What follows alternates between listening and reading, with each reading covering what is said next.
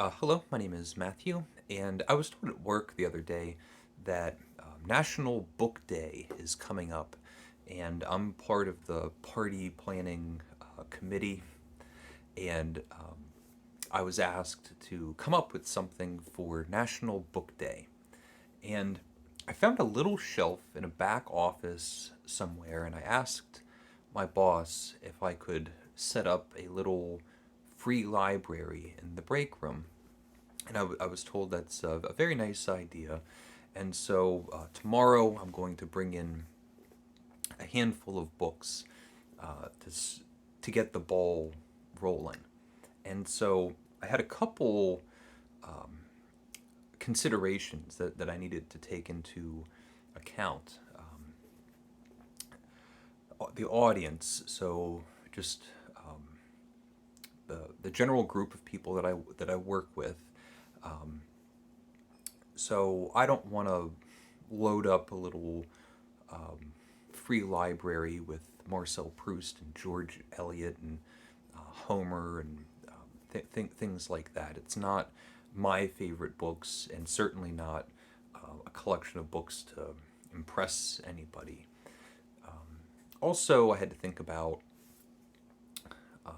books that I'm happy to give away for somebody else to read. And so I spent a few moments going up and down my bookshelves looking for books that I'm happy to give away, and also books that I feel like, in general, would have some interest. So I thought I would show what I have. There's some classics, some oddballs, but just a pile of books.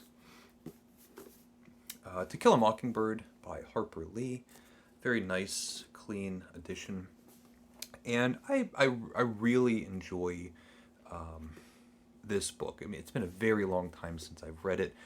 It's very unlikely that I'll be reading it anytime soon.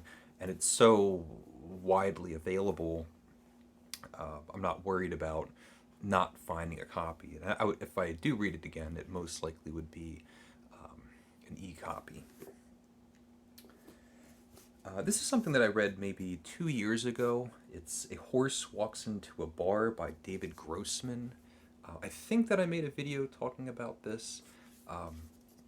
Really interesting premise. I'm not sure how well I feel it was executed, but it's a story that takes place within a single night, within a single stand-up comedian's set. So the beginning of the novel is the beginning of the comedian's set. The end of the novel is the end of the set. So it takes place in the time of a concert with other things happening, and you're listening to the comedian. So it's his monologue, and then you get some other stories coming in with audience members and things like that. But I thought it was okay, not great, and I'm happy to pass it on. I'm not going to read it again. Two plays by Shakespeare. This is The Merchant of Venice and A Midsummer Night's Dream. These classic Folger editions. They are in relatively good shape. They're not just full of notes and highlighting or anything like that. Somebody had given them to me at some point, and I'm really not a huge fan of Shakespeare's comedies, so it's very unlikely that I'll be reading these. But the place that I work constantly has new students coming in, and there's a chance that somebody might have a class where they need to read Shakespeare, and there could just be maybe something that they don't have to buy. Of course, there could be the odd Shakespeare fan out there. Let's Explore Diabetes with Owls, an essay collection by David Sedaris. And I remember, I think this was the one. I was a very big fan of David Sedaris. I just found him, like a lot of people, amusing and witty. And this was the one that I was reading that whenever it came out. I bought this when it was new. What's it going to tell me? 2013. So 9 years ago I read this. And I just didn't find it as amusing. And I don't think that's a mark of David Sedaris' work as much as a change in my own sensibilities. So, good stuff, representative. Anybody that likes David Sedaris would be happy to scoop that up. A couple of Agatha Christie novels here. We have The Secret Adversary, A Caribbean Mystery, After the Funeral.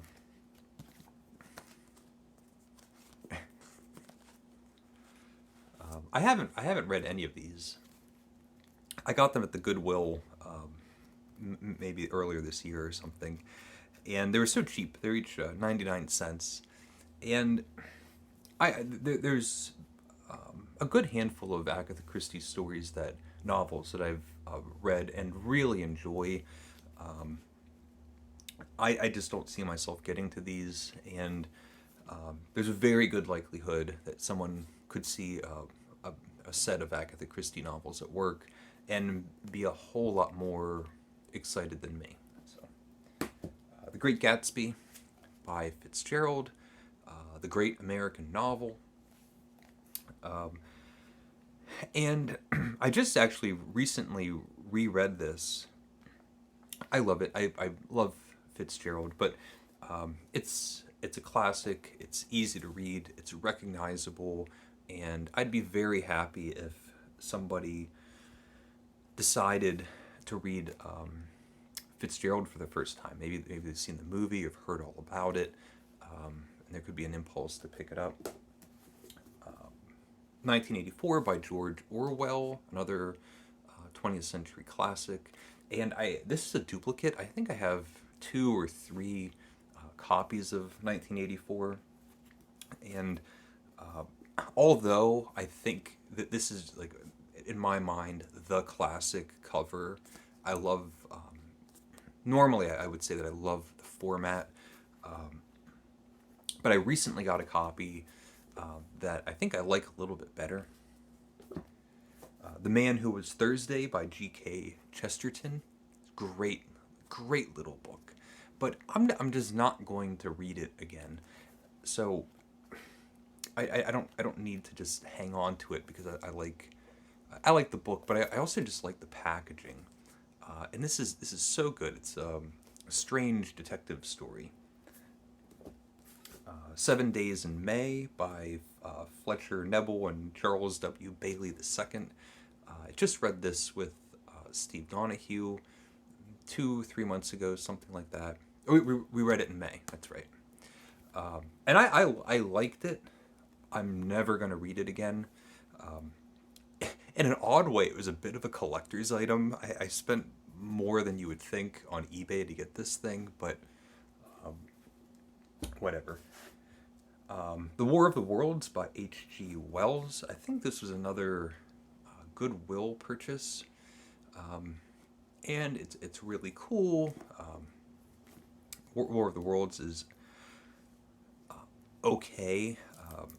I know it's a classic. It didn't really do much for me. H.G. Wells really, the things that I've read have never just bowled me over. This is funny. Someone gave this to me. I was going to say a gift, but someone just lent it to me. It's called Sophie's World: The History of Philosophy. It's a novel by Justine Garder. And I read the beginning of it, and it's really interesting. It's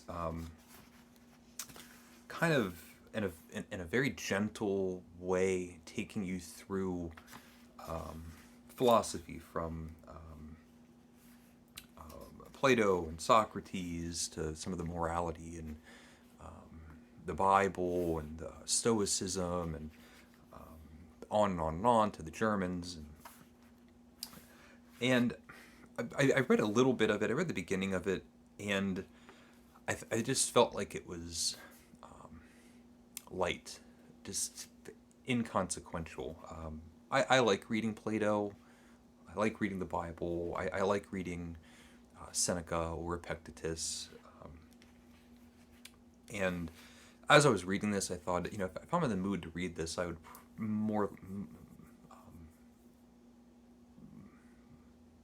I'd be more likely to enjoy sitting down with Plato, I guess. And then some comic books. Why not? The Death of Superman, a classic, iconic comic book. I think it came out sometime in the 90s. Superman dies at the end. I thought it was awful, but there could be comic book fans that, get a kick out of it and maybe be excited to see it, pick it up. These were also lent to me, and it's the Sandman. I have volume 5, 4, and 7. I'll show these. And then that one. I might have one more. I'll have to take a second to look. And I read one of them, and it didn't do very much for me. I've been hearing more and more about the Sandman because of the Netflix series, and so someone might see this and want to scoop them up because they started watching the television show, or because they're fans of Neil Gaiman. Did I just already show these? Okay. Yeah, so I'm going to take these books to work. Hopefully they're well received. If not, there's no harm done. And yeah, let me know what you think about this little collection, if you'd like. I feel pretty good about just kind of clearing out some of the books that I have. I'm starting to get overstuffed. So thank you for watching. Please leave a comment if you would like. Thank you and take care.